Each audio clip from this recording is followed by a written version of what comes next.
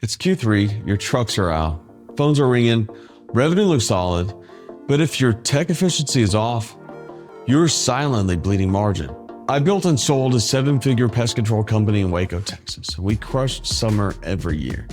But I didn't realize how much money I was losing until I started tracking labor as a percentage of revenue. Here's what to look at. Is each technician generating enough revenue? Personally, I want to see at least $20,000 per tech per month. This is something that QuickBooks wouldn't ever show you, but it's easy to track with FRAXN. Are fuel and maintenance costs rising unexpectedly? This is where reducing retreats and routing well pays dividends. Catch upward trends early. And is labor creeping up and squeezing your margin?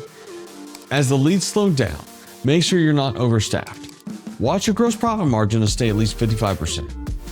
Most owners only find out when cash runs dry, and by then, it's too late to course correct.